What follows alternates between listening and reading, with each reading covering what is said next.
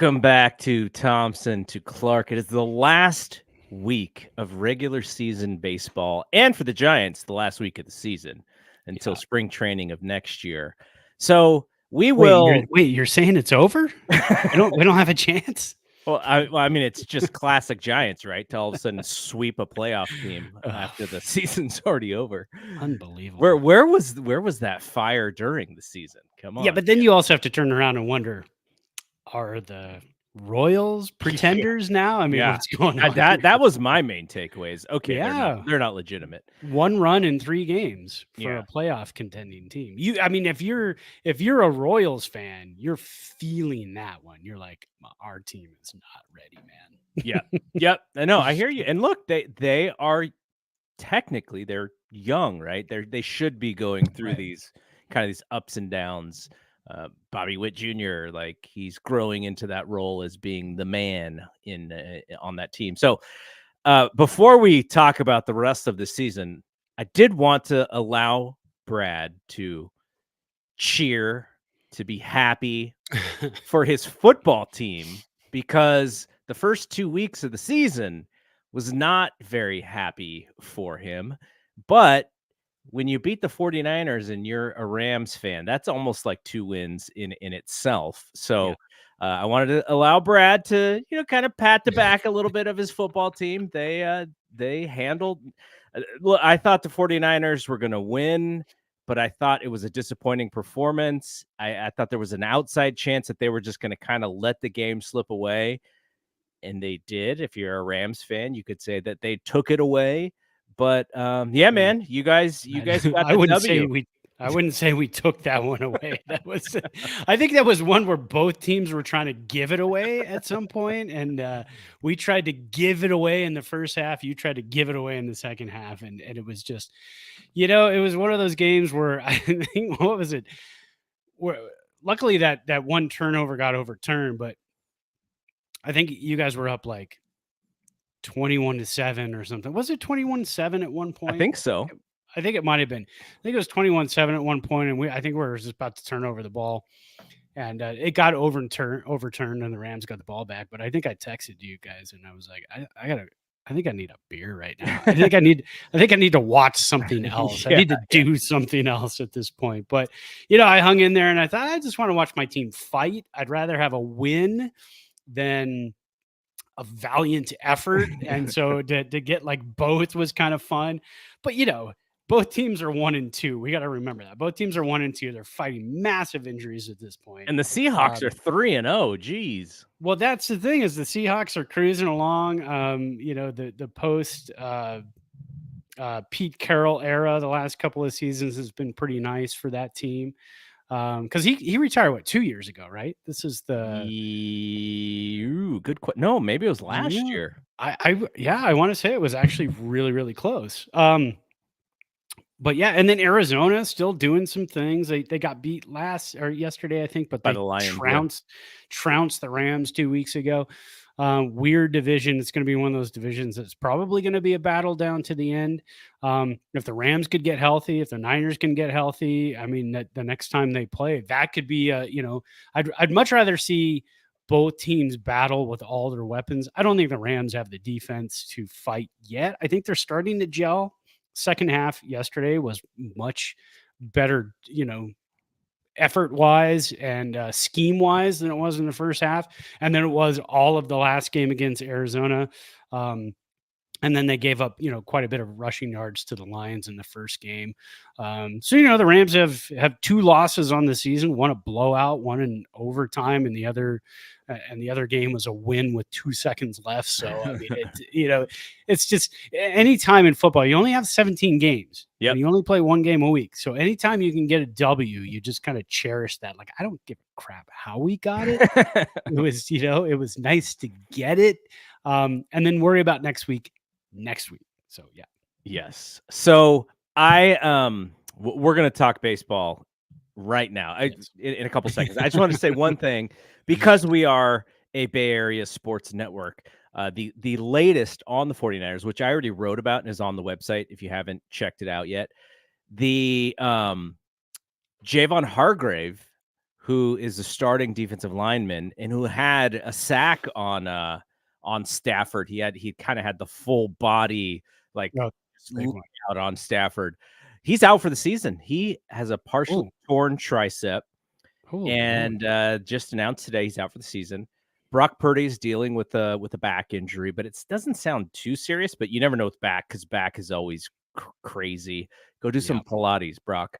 And then or don't get out of bed. Don't get out of bed too fast. I can tell you that much with the bad back. Christian McCaffrey, who has yet to play, it came out today that he was in Germany this weekend to see a specialist about his Achilles tendonitis. So that doesn't sound good. And I made this comparison in the blog post that's up on bspnmedia.com. In 2019, the Warriors had just done like an incredible 5-year run. They had won 3 championships, and in 2019, they were going for their 4th out of 5 against a very game Toronto Raptors. The injuries were piling up. In game 1 of that finals, Kevin Durant tears or ruptures his Achilles tendon, so he's out. And then I think it was in game 5, Klay Thompson tears his ACL. Right. So not saying that necessarily that the Niners are headed for this like crazy injury season. They're already dealing with it, but that they have been in the NFC title game 3 years in a row. And then 2 years before that, they were in the Super Bowl. So there's lots of extra games. They've probably played something like 12 extra games or 10 extra games over the last 5 seasons just by being in the playoffs. And that stuff adds up. And they had the holdouts early in the year. So not that I didn't expect it to happen, but it was in the back of my mind as far as the worry for this season. So you never know. Like you said, it's a competitive division. If they can stay around 500 and then get on a little bit of a run, they'll be competitive. But it's gonna be tough. And with football too, it's the injuries are going to be there. It's just the nature of the game. Like baseball, you're going to have injuries, but a lot of times it's not going to be one of those ones unless you're a pitcher, pitching staff. You're going to have to deal with long-term arm injuries. Baseball, it's man, he did this or tweaked his ankle. He's going to be out for 3 weeks. Hamstrings, the biggest one for baseball. But you have a next man up mentality. You have a packed farm system. Football, you've got a practice squad, and a practice squad doesn't usually cut it. But you do have draft capital. You can make trades. The trade deadline has gotten more exciting over the years for football. But it's just one of those things, man. When that window is open in the NFL, you grab it. You grab that window and you punch your way through and get that. I'm just happy the Rams were able to do it when Aaron Donald was still playing with Matthew Stafford. I thought that was exciting, but you kind of knew like, hey, this might be it, man. This might be it for the window. So, yep. Well, let's talk about some baseball. Like I said, the Giants are in the last week of the season, and they are heading into a stretch of 3 games against the Diamondbacks, and the Diamondbacks are in the mix. I think they're tied with the Mets for the second wild card, I believe. And then they finish off against the Cardinals at home. So 3 on the road, 3 at home to end the season. These games against the Diamondbacks are meaningful. The games that they played against the Royals and the Orioles, well, not the Orioles that much, but they did take 2 out of 3 from the Orioles. They took 3 out of 3 from the Royals. So they had a very good week. And, Bob Melvin said, hey, we owe it to the playoff race that we're going to play these games with winning in mind. And I wanted to ask you a question because this relates to the other topic that we're going to talk about. So we'll kind of combine these 2 topics together and just have a longer conversation. Do you buy into the idea that, in order to compete in the playoff race and to respect the playoff race, Brett Wisely and Donovan, what's his name? I don't even remember his last. Donovan Donovan Walton, Walton. the great Donovan Walton. Those are the guys who are going to play heavy innings because they're the best suited to compete versus a Marco Luciano, who I feel like Farhan has just lied to us multiple times about Luciano. Like, if you take all of the quotes about Luciano from Farhan for the year, and it's unfortunate for Farhan because he's kind of the voice. Like Melvin is the kind of the day-to-day voice, but when it comes to moves and stuff, it's Farhan. And beginning of the season, Luciano's going to be our starting shortstop, and then they sign Nick Ahmed during spring training, and then they trade Jorge Soler. This means that Luciano's going to get the ABs that he needs, and then he doesn't, and he gets actually less ABs than he had during the regular season up to that point. And now you're looking at it. I sort of look at this as garbage time in the season. Yeah, pretty much. And Luciano should be getting all of the at-bats, even if he can't play in the on defense, like at least from the DH perspective. But according to Melvin, the best team on the field does not include Luciano, and they sent him back to Arizona so that he could learn how to play the outfield. They couldn't have waited a week to do that. Like, he needed that extra week to get a jump on learning how to play the outfield. Like, what is this extra week going to do for him? So, what is your take on the idea that the Giants are trying to win games and thus this is the lineup that they're putting out there?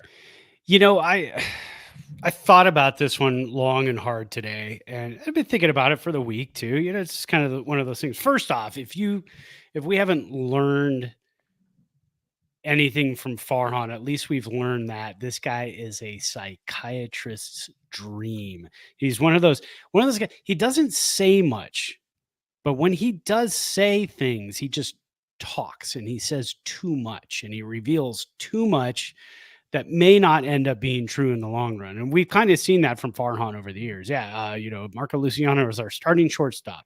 Here's Nick Ahmed. I mean, it's these are things that we've seen throughout the years with Farhan.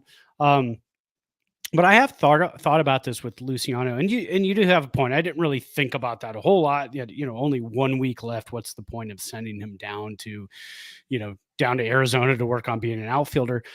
Because my whole thought process on all of this right now is, look, Walton, Wisely, those guys can play defense. They can stop runs from being scored. They can stop your pitching staff from being stressed by not giving up extra outs. And the Giants, we're at the end of the season. The pitching staff is burnt. The bullpen is burnt. Landon Roop is, auditioning for a job next year. Jordan Hicks isn't, he's back on the IL, right? So you don't have anybody you can use that you really started the season with. Robbie Ray is still on the IL. He hasn't come off the IL.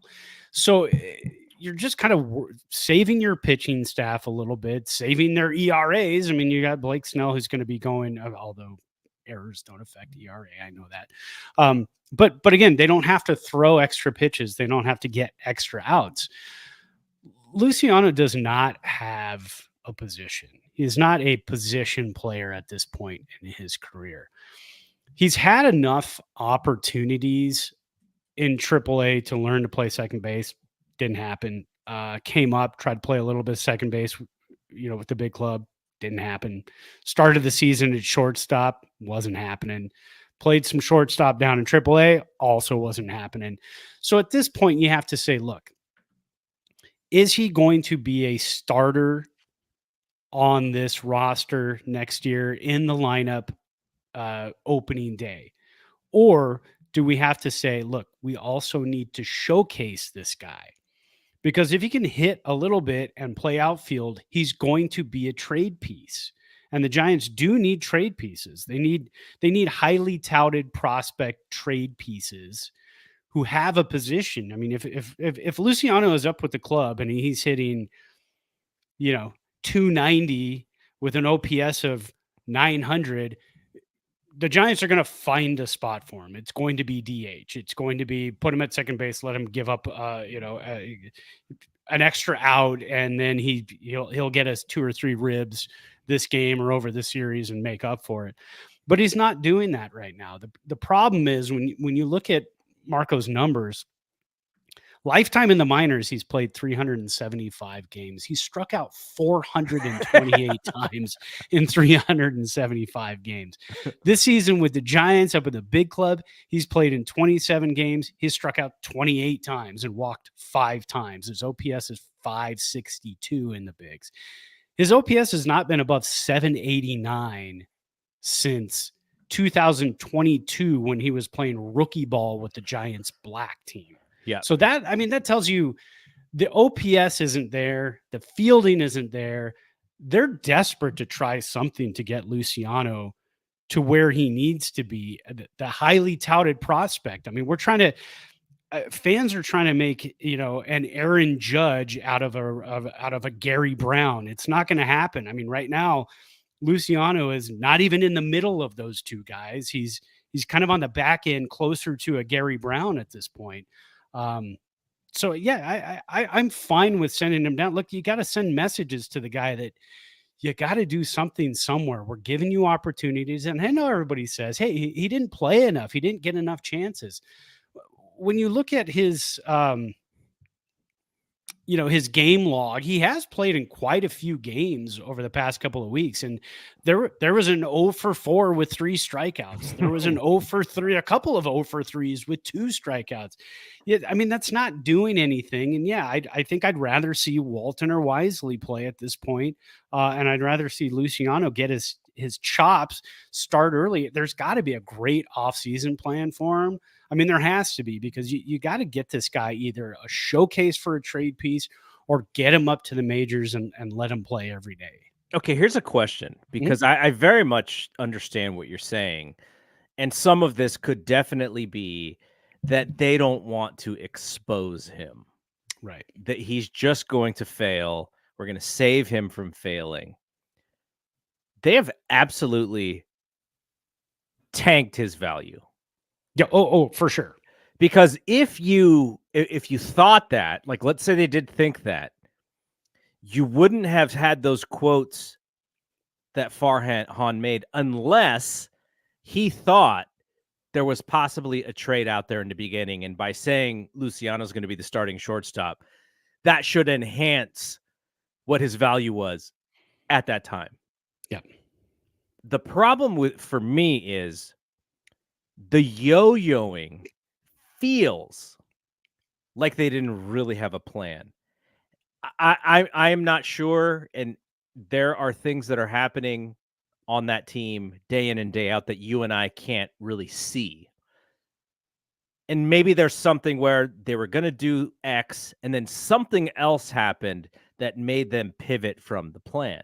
But what it feels like, and I think what I am sensing from Giants fans, what I'm sensing from Grant Brisbee, who wrote the piece over the weekend about this, I am sensing it just looks like they have no great plan. And when you have no great plan, they did the same thing to Elliot Ramos, right? We were complaining about this until Ramos got a chance to play this year. And not saying that we were right and they were wrong. The opportunity was there. He's balled out. Many people said let Elliot play. Bring him up and give him at bats. And they're trying to stay at 500. And maybe if Elliott plays last year, they lose an extra couple games, and they thought maybe they're going to be a playoff team. Whatever the case is, this team is all about the fringes. Farhan is all about the fringes, all about the possibility of changing 3 games out of the loss column and putting them into the win column. And all of a sudden your season is much different. Like, that's what this team has been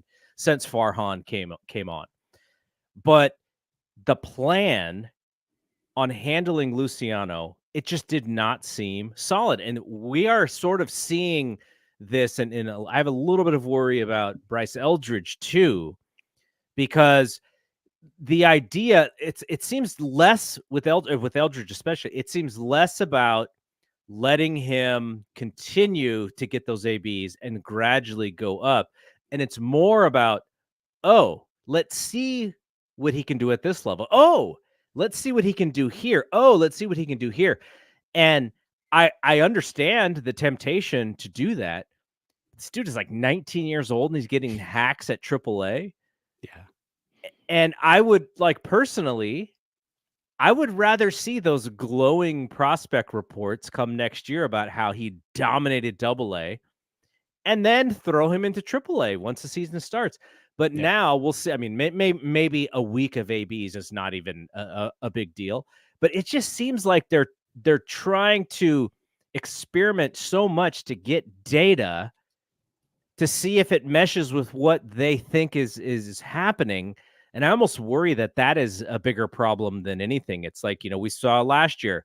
Now they will probably say that bringing up Wade Meckler was like a necessity.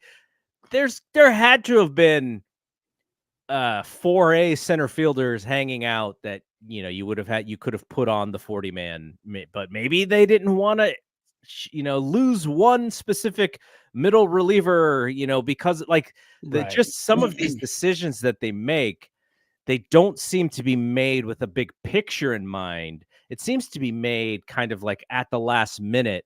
And I don't like feeling that this team and the general manager and the baseball ops guy are kind of at the seat of their pants. Like I want it to feel like there's a plan and they're just like, there's this blueprint and they're just going step by step in the blueprint. Now you can't do it entirely because baseball's not Right. predictable, but it just feels like there's not a great plan or they're not following the plan that they may have set.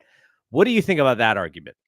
I see where you're coming from, absolutely, and maybe there's a log jam at the 40 man because of COVID. There were a lot of things you didn't get to see a lot of players. So when you had the Rule 5 rolled around in 2021, all of a sudden you're like, shoot, we got to put guys on the 40 man or else we're going to lose them, and we don't even know who they are yet. So I think a lot of that kind of fell into that 2021, 2022. So there was a little bit of a logjam at the 40 man because I mean, I think 2019, the 40 man wasn't full. It was like 33, 34, 35. There were a couple spots on the end and, Farhan did his thing, made his moves. And then 2020 and 21, 22 kind of screwed everything up. But yeah, I see where you're coming from. Why doesn't each player have a plan A, B, and C, on them in the minors? Because then we'll have an idea. But like you're right. I mean, because it's not like Eldridge was absolutely destroying the ball in Richmond at AA. I mean, he hit like 250, right? I mean, 250, and his OPS wasn't, crazy. So for them to bring him up to AAA for like 2 weeks, I guess, yeah, hey, here's a taste. Here's what it could be. The interview with Pavs was really cool. I enjoyed it because you got to see a little bit of cockiness from Bryce Eldridge, and that's what you want to see. I mean, it was a little bit of Will Clark swagger, but not over the top or anything like that. It was a good cockiness. He basically said, "Hey, I want to make it as difficult next year for ownership and management to keep me down in the minors. I want to make it as difficult as a decision for them as it can be." So that's good. So he pushes himself. He's not just kind of going along for the ride saying, well, I hit well in AA and now I'm hitting AAA. I hope I do good up here too. No, he feels like he's ready for it mentally. He said every move he makes up through the system, the game gets a little bit faster and a little bit faster, which is true. I mean, it's, the pitches are faster, the fielders are faster, the throws are faster, the fielding's better. I mean, everything's better as you move up, which is good. It's good for him to see for a couple of weeks. But yeah, I am all for seeing him play an entire season in AAA next year, unless his OPS in AAA after the first 3 months or 2 months is 900. Then you're like, okay, it's probably time for him to come up. So I have a feeling the plan at this point is Lamont Wade Jr. at first base. Then let's kind of see what Eldridge does in AAA. But then again, like you said, the seat of your pants. What's the plan if that fails? Is it Lamont Wade Jr. the rest of the season, and then you miss out on Pete Alonso, you miss out on Christian Walker? because you don't have a backup plan. You don't have a plan A, B, or C for Eldridge. It's just if he hits well in AAA, he comes up. If he doesn't, he stays down. That's cool. That's very 1985 thinking, but this is 2024, so we kind of have to have plans. So I agree with you. It is a bit frustrating at times to go, huh, that's an interesting move that goes against everything Farhan just said 2 weeks ago. and I guess maybe that is the real problem, is him making statements that he doesn't fully believe in, or making Like I statements. said, a psychiatrist's dream. He'll say things, and then 2 weeks later, it's the exact opposite. Like, where did that come from, and why did you change your mind? Yeah, or maybe it's a bet that, they have something in play and he's trying to lean into that, and it just doesn't work out. Whatever it Right. is. I just find it to be frustrating, and, not comparing sports again here with 49ers, but I seem to be the only one outraged that the team was poo-pooing this Christian McCaffrey injury all preseason as if, he'll be fine. If this was the playoffs, he would play.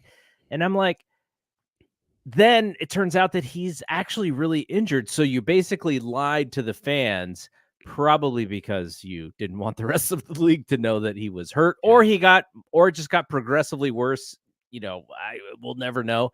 But the relationship between the team and the fan base, uh, Giants fans will forgive a lot. They've been through a lot, but they Yeah. also remember the World Series teams, and they also remember how those teams took care of business. And when you are so wishy-washy, it feels like 1985. Like you said, it doesn't feel like 2010 or 2012 or 2014. It feels like the guy doesn't really know what he's doing, or he's pushing the Right. wrong buttons. And we know that Farhan is a smart guy. So I don't think Right. he's not a smart guy. And Right. maybe Farhan's like, yeah, if I didn't push all these buttons, this is a 75 win team every year. Because I push these buttons, we actually are closer to 500 and have a chance. I don't know. I'm not smart enough to do that math, but I just wish that I had more confidence in the things that he said and in the current regime. Bob Melvin is almost honest to a fault sometimes, because I'm just like, I'm glad that you're telling me this, but like now I'm a little frustrated that Yeah. this is how you guys were thinking. So anyway, Yeah, no, and I'm with you on that too.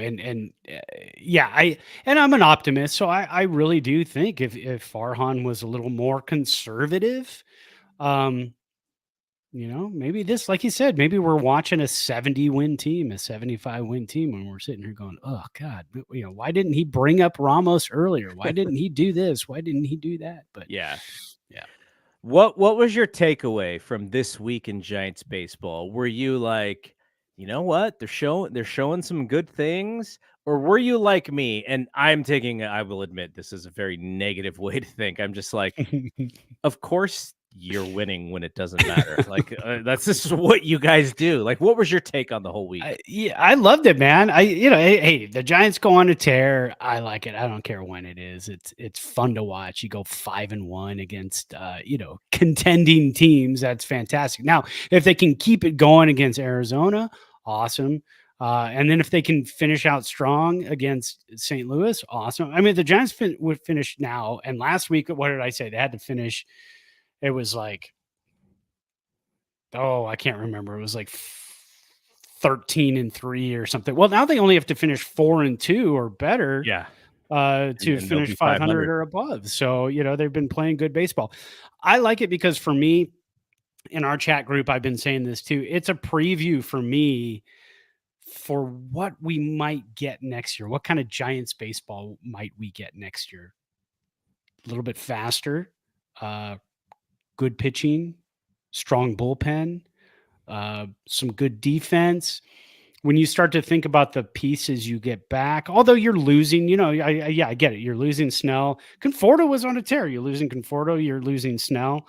But you're getting Jung Hoo Lee back. The outfield is going to look exciting. So to kind of continue to watch the development of McRae, Continue to watch the development of Ramos, even though he's significantly cooled off. But hey, it's a long season. Very emotional season for him, big season for him. So having a full spring training, knowing that he's going to be probably the starting left fielder next season, that's great. Going to the off season with that. So I like seeing, kind of what's going on right now. It's better than losing. I don't want to watch this team lose. I'm still going to watch the games, but I don't want to watch them go 1-5 against the Orioles and the Royals, because then you go, yeah, I knew that's who this team is. But to see them go out and fight and win ball games, I mean, 9-0 and 2-1 and, games like that, and then beat the Royals or give up 1 run to the Royals in 3 games. I mean, that's fantastic. I enjoy that. The Orioles, I will say I was surprised that they played so well in Camden.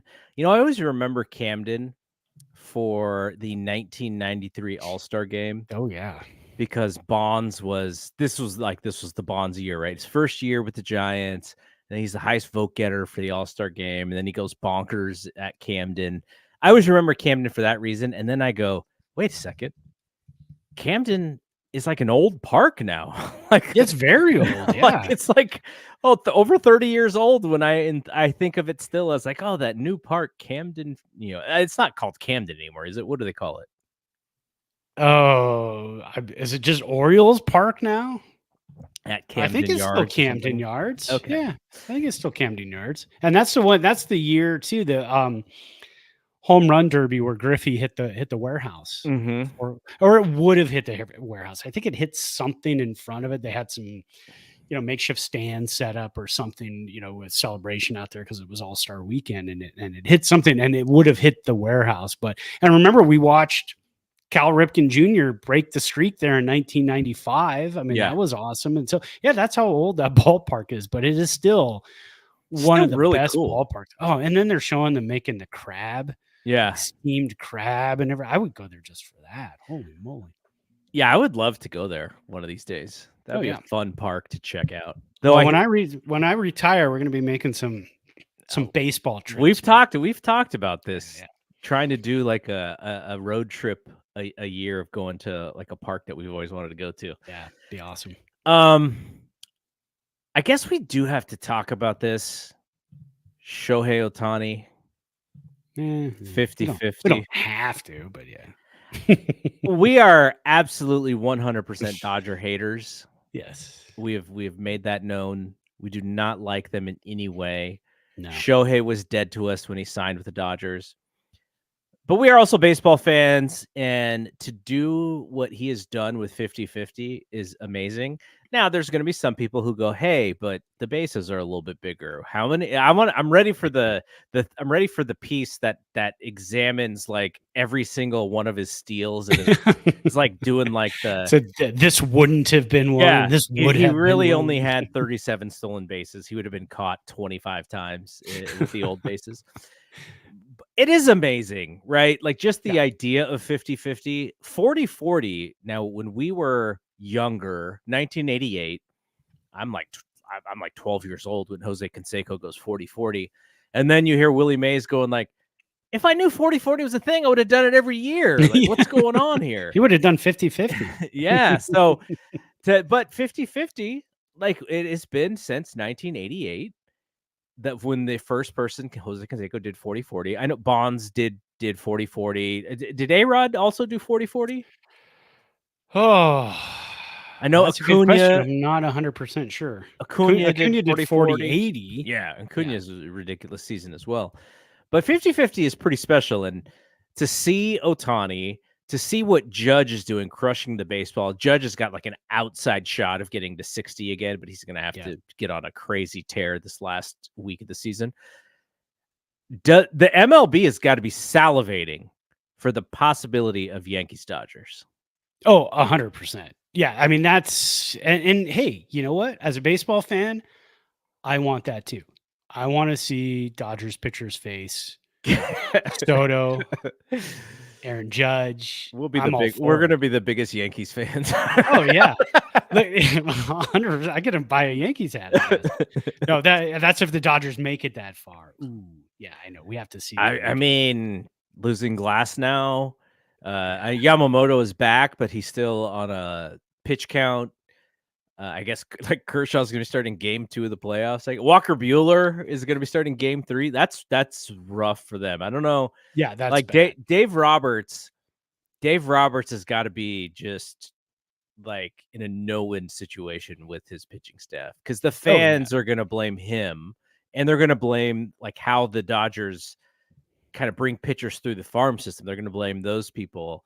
Right. And they won't blame the bad luck that they've had with arms for sure. So, would you rather have that? Would you rather have Farhan, who pushes pitchers through the system and blows their arms out after a year or two of being in the majors? Or would you rather watch him say stuff about Luciano and then Luciano? Well, I will say the way that the Giants handle their rotation, maybe not last year because of all the openers that we had to sit through, but this year you can't really blame the Giants starting pitching. You can blame maybe the plan, which was we're going to really have to rely on the second half. But if you get Robbie Ray next year and you have Logan Webb, that's a good 1-2 punch. I don't know what Robbie Ray's free agency is going to be like now with him going back on the IL. I assume Right. he's going to opt out and figure it out unless the Giants decide that we're not going to let this guy opt out. We're going to get him back in. I think that would be smart. But the injury does kind of have to worry them because he is coming off an arm injury. Now he's got the leg, the hammy. So they will probably want to put him on a on a nice off-season kind of workout to build up some of the things that maybe he's favoring because of the arm deal. So that will be interesting to see how they deal with that. But you also have to be very happy with how the young guys are. We talk about the Luciano thing. They've done the flip side with the young pitchers in the farm system. They have some information on Landon Roop. They have some information on Hayden Birdsong, and they have some information on Kyle Harrison, though, maybe the Kyle Harrison information isn't as great as they wanted it to be. But those three guys, you look at those three guys and how they brought them through the system, and you're like, okay, like they have shown, that they can pitch at the big league level, which at least they have proven that, which they have not proven with Marco Luciano. Yeah. That he So you're right, and that's what the difference between that. The Giants pitching, they're very conservative with their pitchers. They worry about pitch count. They worry about how hard are they throwing? Have they thrown too many innings versus how hard they're throwing? And I do appreciate that because that's your commodity right there. That's how you win games. You can spend the money on free agency for hitters. And then you could work your pitchers through the system, especially at that ballpark. You can draft a ton of pitchers, work them through, and then at Oracle Park, they're going to perform really well because that's what they do.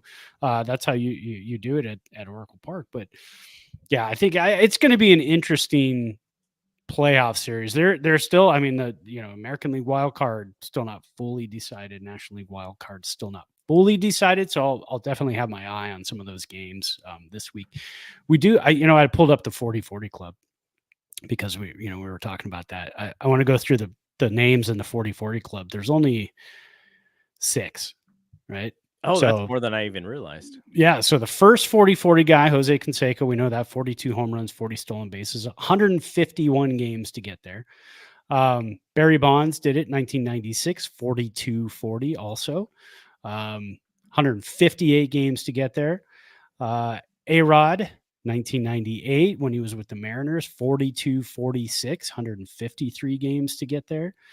Alfonso Soriano, 46 home runs. Yeah, Soriano, 2006 with the Nationals.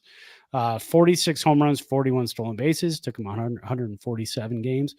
And then Acuna Jr. last year, 41-73. So he was 40-70. And that took him 152 games. And then Shohei, 126 games to get to 40-40. It's ridiculous. 53 home runs, 55 stolen bases so far. He won't get to 60-60. Unless, I mean, we're talking there's 6 games Unless he left. has another game in which he hits like 3 jacks with 10 RBI and Yeah, steals a then all couple of a sudden bags. you're like, "Oh, are we?" So I hope he finishes 59-59. Uh, Well, I mean, what we really hope is that once yeah. the playoff starts that he gets gout or something and Yeah. you know, this like a Yeah, yeah. like not a very harmful injury, just something that, you know, is just going to linger with him. And Like then an by the infected paper cut, yeah, something. something like Yeah. that where it Yeah, just yeah. all of a sudden he's like 1 for 20 in the series and you're Yeah, like, he "Oh, can still play. He's not that hurt, but he can still play. yeah." I think he's used up all of his home runs. I don't think he's gonna have any left in, I mean, because that's the Dodgers' MO. You get to the postseason and they just, you can pitch around those guys because the bottom half of that lineup is so bad. Yeah. Um, so I I loved the Onion article on Otani. oh no. Otani I cashes didn't see in that. 50 home run futures bet ticket. That's That was fantastic. great. So we're gonna Uh, cut this one a little bit short because you know there wasn't a lot going on this week, but I didn't even ask Brad if he had one of these, but did you have a player of the week? I thought about it today and I was like, I don't know. I mean, what are those situations? I think with those wins, and we've been holding off on this guy, and I got to look at his numbers for this week. But Ryan Walker, you keep seeing him in the box score, and He he's picking did up. give up the game. Didn't he give up the one game that they lost this week? He did, yeah. But you get it. He's got 9 saves since taking over. If you look at, he did give up a home run. That was the game at Baltimore that they did lose. But he did. Let's see. He got a save. Um, the final game against the Padres on the no, let's see. He got a save. He got 2 saves this week. So at Baltimore and then 1 at Kansas City. So can I give it to him? I don't know. I just kept seeing his name pop up in the box score. And I thought, that's a guy who I've been holding off on for a while, but I don't know, man. Brandon Roop, probably, or Landon Roop, I mean. I know Blake Snell had a really good start. So if you look at the last 4 games of Ryan Walker, which would have been the week because we use we go Monday to Sunday. So I think Yeah. this game no, it's so this would have been it would have been 3 games. He did pitch in 3 games, 2 2/3. He did give up the extra inning loss, but in the other 2 games, he pick up saves? I hate it when Baseball Reference has like so many stats that I can't Yeah. actually figure out what I this know. is. But so I mean, he's having a great year.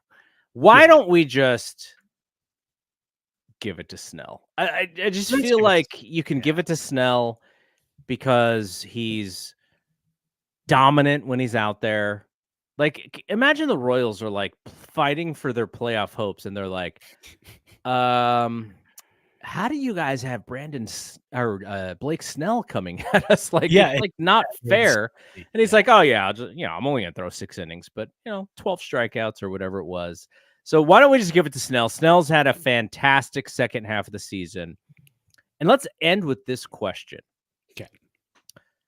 As we know, Blake Snell very much sticking up for his agent, whereas Jordan Montgomery let his agent go and then decided to blame him for the contract and his bad season too, because he's not going to get that big contract that he was looking for. But Blake Snell, even though rough first half, really good second half in some scenarios, threw a no-hitter, was close on another no-hitter. Do you think he's going to get the long contract he is looking for? Because I still think there may be problems because the issue that the teams have with him is, can you do this for an entire season, including the playoffs? Because if you can do it and you only have to throw 6 innings, fine. 7 innings, fine. We'll turn it over to our bullpen. But can you do it from the beginning of the season to the end of the season, including playoffs? I think that is the fear with him. And that would have been the fear that the Giants had, I think, if they had been one of the wild card teams, is can Blake Snell continue to do this in the postseason? So I think he's still going to have. I don't see a 7-year deal awaiting him unless the Dodgers get him to take a $1 million deal and to to put the rest of it in like an investment fund, like they did with Ohtani. Because that would be the team that it seems would pay him the most, because he beats them, but 2, that is what they are missing, is like the ace. They have $300 million locked up with Yamamoto. They have $150 million locked up with Glass. Now, I don't know if they can afford to bring in another guy like that. So, I mean, they've got Shohei too. Don't forget. So next year, Yamamoto, maybe Glass now, Shohei. I keep Shohei as a DH, man. Like, I try to talk him out of it. I pay him extra just to not pitch. I'm like, dude, that's right. Just hit. Like, you're the best hitter, one of the best hitters baseball's ever seen. Like, just keep hitting.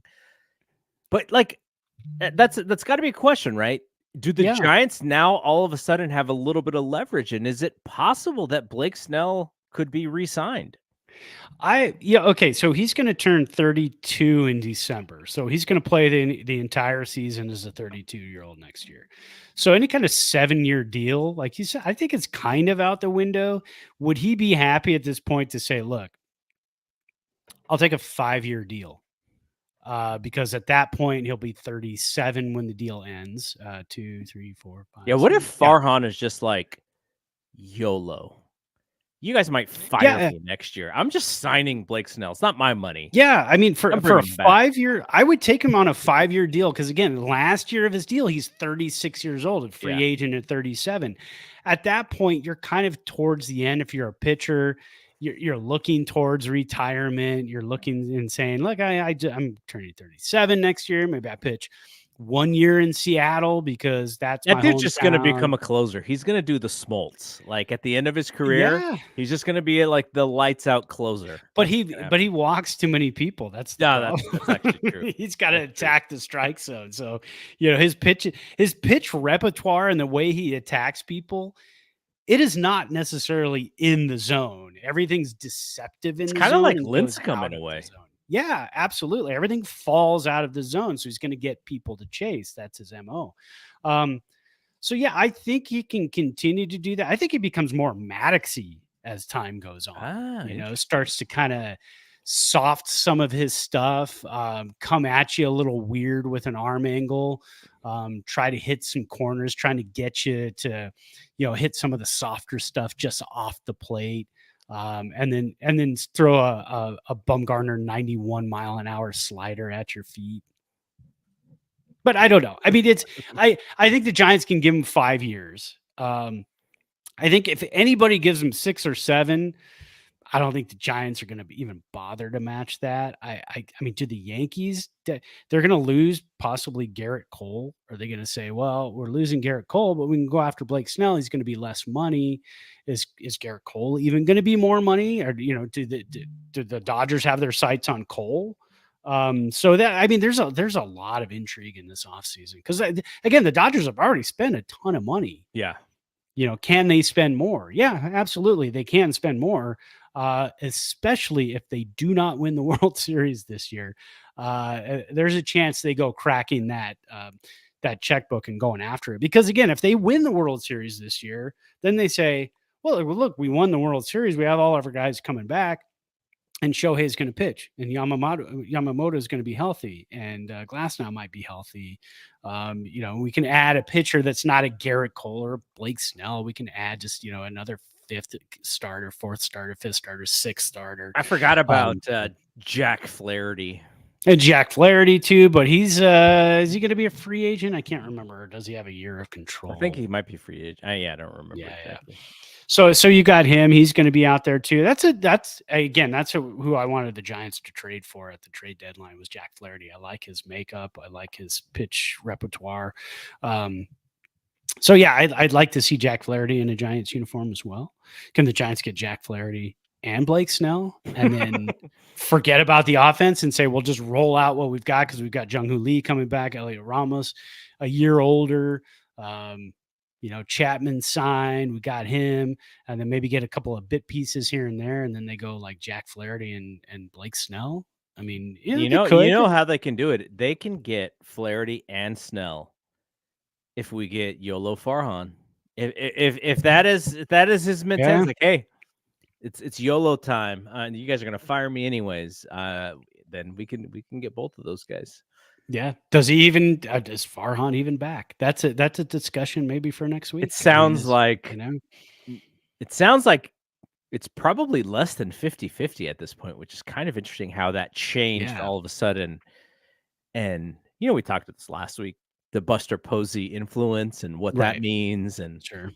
so I'm sure the offseason, this is why we rarely skip a week, is because there's always something going on. Exactly. All right, we're done here.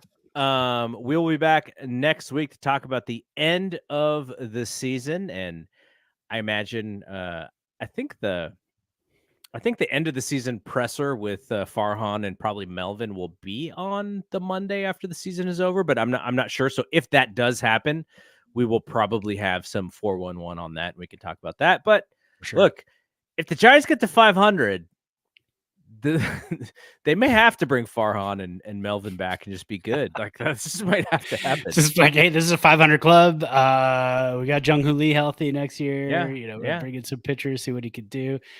But yeah, YOLO Farhan. We need to make that a thing. We need to. Yeah, hell yeah. We need should get some YOLO Farhan t-shirts. Yeah, YOLO Farhan. Bring him back, Blake Snell, Jack Flaherty.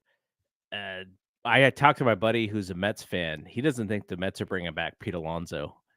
He thinks they're going after Soto, and I was like, if the Yankees let Soto even think about free agency, it's ridiculous. And he's like, yeah, I think the Cashman has a budget to work through, so they might not be able to bring him back. Yeah, and rumor is he's going to stay in New York. It's either with the Yankees or the Mets because he likes the bright lights, big city. That's his thing, man. And if you hop over to the Mets and you see that they're a playoff team this year, then are you the missing piece that can push him over the edge? So yeah, and he's familiar with the National League East, so that kind of helps a little bit too.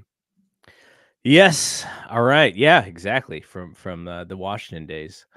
All right, we'll be back next week, hopefully with some maybe some good news, maybe some 500 news. But if not, I wouldn't be surprised either because the Giants have disappointed me all year. Actually, you know what? Don't get your hopes up. They have not disappointed me because I've said it from day one. They are a 500 team, and until they prove me wrong, that is how I see them. So they're doing exactly what they set out to do. Exactly. All right. For Brad, I'm Double G. We will see you when we see you. Peace out. Peace.